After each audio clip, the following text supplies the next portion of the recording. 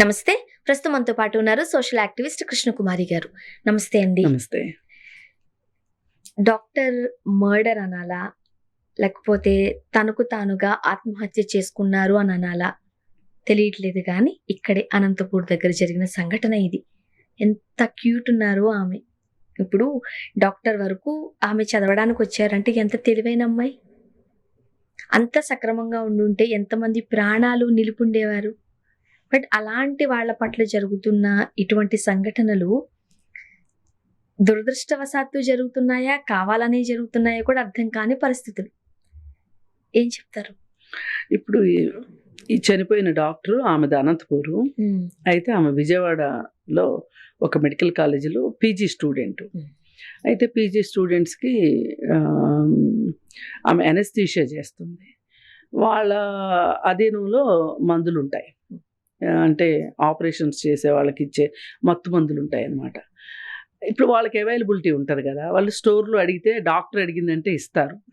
అంటే పేషెంట్కి వాడటానికి అన్నట్టు తీసుకొని అవి మోతాదు తక్కువలో చేసుకొని ఒక్కొక్కసారి ఒత్తిడి భరించలేనప్పుడు మత్తు కింద కూడా వాడుకుంటారు కొంతమంది స్టూడెంట్స్. కరెక్టే.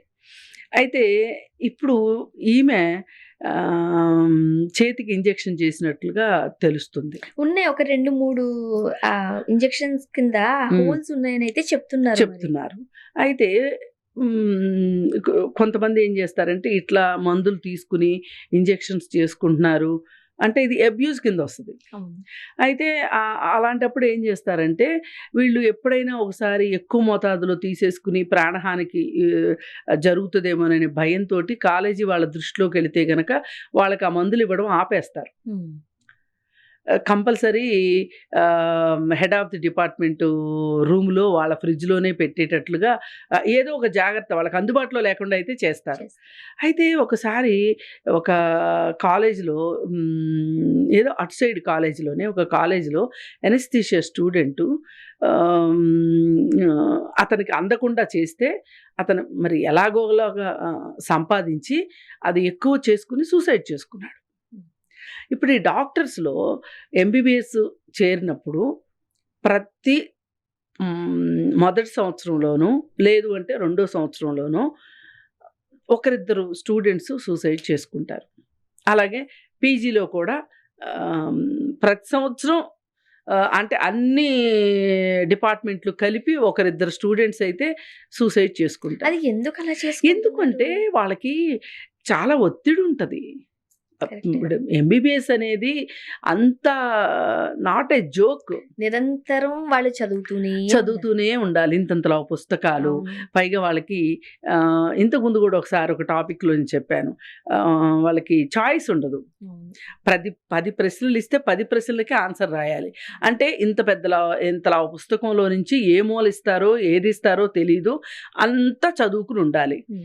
పైగా వాళ్ళకి మనం 60% అంటే ఫస్ట్ క్లాస్ అనుకుంటాం, వాళ్ళకి 60% ఫస్ట్ క్లాస్ అంటారో లేదంటే ఏమో కానీ ఏదైనా వాళ్ళకి 40 మార్క్స్ 50 మార్క్స్ రావాలి పాస్ అవ్వాలి అంటే. ఇట్లా వాళ్ళు అంటే ఇది అవసరం. వాళ్ళకి అంతా తెలిసి ఉండాలి కదా మరి. లేకపోతే రేపటి నుంచి పేషెంట్స్ మీద కదా వీళ్ళు ప్రయోగాలు చేయాలి. అందుకని చెప్పి ఆ రిస్ట్రిక్షన్స్ ఉంటాయి.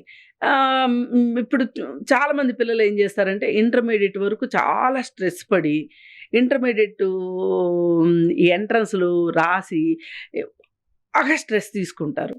ఒక్కసారిగా ఎంబీబీఎస్లోనో లేకపోతే ఐఐటీలోనో సీట్లు వచ్చిన పిల్లలు సూసైడ్లు చేసుకుంటారు. ఏంటి రీజన్ అంటే వీళ్ళు ఒక్కసారిగా వాళ్ళు ఫ్రీ అయిపోతారు.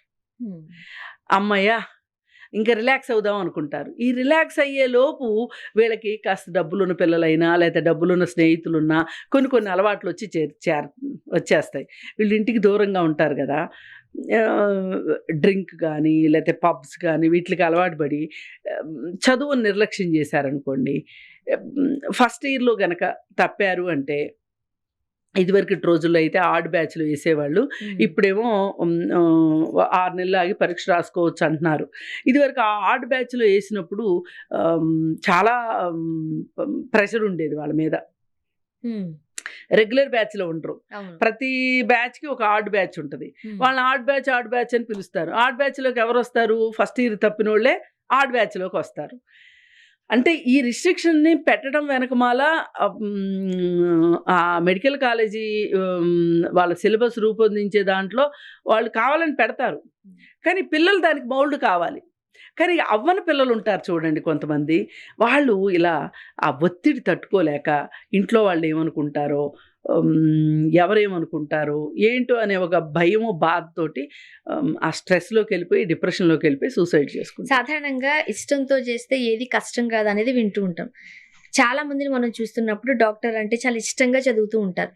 కొంతమంది ఇంట్లో ప్రెషర్ ఉంటుంది. అవును, వాళ్ళు కొంతవరకు మాత్రమే ఆ ప్రెషర్ని లాక్కుని రాగలరు, అవును, తర్వాత చదవలేరు, చదవలేరు. ఇంకోటి ఈ డొనేషన్స్ కట్టి జాయిన్ అవుతారు కదా, వాళ్ళు కూడా ఏంటంటే అమ్మో ఇన్ని డబ్బులు కట్టాము, ఇన్ని డబ్బులు పెట్టాము మనము, ఈ మనం పాస్ అవ్వకపోతే ఎట్లా, అది ఇది అని చెప్పి వాళ్ళు టెన్షన్ పడతా ఉంటారు. పడి ఆ డొనేషన్ కట్టిన వాళ్ళు కూడా కొంతమంది సూసైడ్ చేసుకునే అవకాశం ఉంటుంది. కొంతమంది ఏం చేస్తారంటే పేరెంట్స్ డాక్టర్స్ అయ్యి పిల్లలు కూడా ఏమైనా సరే డాక్టర్ చదవాలి అనుకుంటారు. అలాగే కొంతమంది తల్లిదండ్రులకి ఈ డాక్టర్ చదవాలి అనే ఒక తీరని కోరిక ఉంటుంది. అది వాళ్ళ పిల్లల మీద ప్రయోగం చేసి వాళ్ళకి ఇష్టం ఉందా లేదా అనేది చూడకోకుండా బలవంతంగా జాయిన్ చేస్తారు. ఏ కోర్సులోనైనా సరే తల్లిదండ్రులు అసలు బలవంతంగా చదివించడం చాలా తప్పు. కానీ అన్ని కోర్సుల కంటే కూడా డాక్టర్ కోర్సు ఇష్టం లేకుండా అయితే మటుకు అది కంప్లీట్ కాదు. ఎందుకంటే ఇట్ సెల్ఫ్ చాలా డిఫికల్ట్. ఎన్నెన్ని గుర్తుపెట్టుకోవాలి.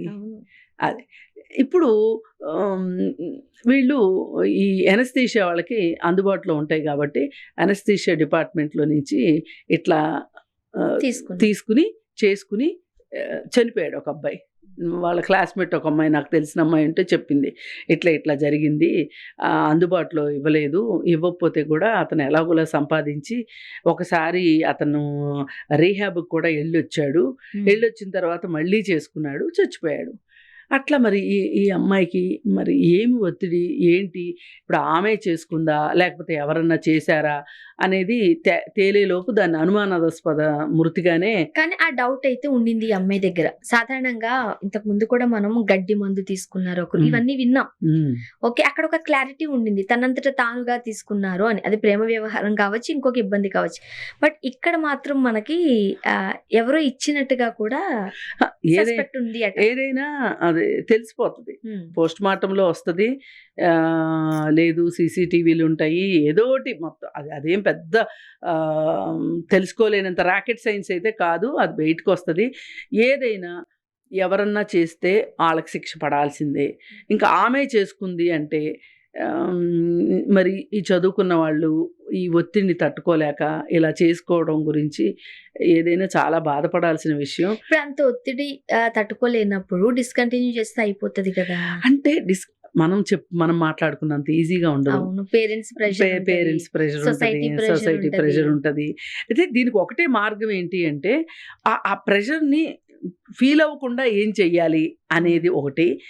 ఒకవేళ ఇన్ కేస్ డిప్రెషన్లోకి వెళ్తే మనం విజయశాంతి రెడ్డి గురించి ఎలా అయితే అనుకున్నామో కొంచెం థెరపిస్ట్ దగ్గరికి, కౌన్సిలింగ్కి, ఇట్లాంటి వేటికన్నా వెళ్ళి ఆమె బతికుంటే బాగుండు అని అనుకున్నాము. ఎందుకు వీళ్ళకి ఒక సబ్జెక్ట్ ఉంటుంది కదా, సైకియాట్రిస్ట్ సబ్జెక్ట్ ఉంటుంది. ఇప్పుడు ఒకటండి, పెరట్లో ముందు పనికిరాదు అన్నట్లు, పెరటి వైద్యం పనికిరాదు అన్నట్లు, వాళ్ళకి ఏంటంటే అన్నీ తెలిసినా అలాగే జరుగుతాయి. ఇప్పుడు ఏదైనా చెప్పడం చాలా ఈజీ అండి, ఆ పరిస్థితిలో ఉండటం చాలా కష్టం. అందుకే మనం ఎప్పుడైనా సరే ఎవరి గురించి అయినా మాట్లాడాలంటే ఒకంత ఇట్లా చేసుకున్న వాళ్ళ గురించి కాస్త ఎంపతితోనే ఆలోచించాలి. అలాగే వాళ్ళ షూస్లో మనం కాళ్ళు పెడితే ఆ లూజ్ ఏంటి, టైట్ ఏంటి అనేది తెలుస్తుంది, వాళ్ళ బాధ ఏంటి అనేది తెలుస్తుంది. ఏదైనా చెప్పటం చాలా ఈజీ అండి. బాధాకరం ఏదైనా ఇది జరగటం మటుకు ఎవరన్నా చేసినా, ఆవిడ చేసుకున్నా కానీ ఆవిడ ప్రాణం అయితే పోయింది. ఒక డాక్టర్ని కోల్పోయాము అంటే ఒక డాక్టర్ తన జీవిత కాలంలో కనీసం ఒక 50,000 మంది పేషెంట్స్ని చూసే అవకాశం ఉంటుంది. 50,000 మంది అసలే మన భారతదేశంలో డాక్టర్స్ చాలా తక్కువ. మన జనాభా నిష్పత్తికి డాక్టర్స్ సరిపడా లేరు. ఈ చదువుకున్న డాక్టర్స్ చాలామంది విదేశాలు వెళ్ళిపోతున్నారు. ఈ ఉన్న డాక్టర్లకి మన జనాభా నిష్పత్తిలో సరిపోవట్లేదు. మరి ఒక డాక్టర్ని మన దేశం మిస్ అయినట్టు, మన ప్రజలు మిస్ అయినట్టు ఇట్లా బాధాకరం. అందుకని దీనికి సంబంధించి కాలేజీలు కూడా ఎవరికైనా ఇట్లాంటి థాట్స్ ఏమన్నా వస్తున్నాయి అన్నప్పుడు వాళ్ళని కొంచెం విడిగా వాళ్ళతోటి మాట్లాడి ఏదన్నా ఒక ఇలాంటివి జరగకోకుండా చూసుకోవాల్సిన అవసరం కాలేజీల మీద కూడా ఉంది. థ్యాంక్ యూ అండి.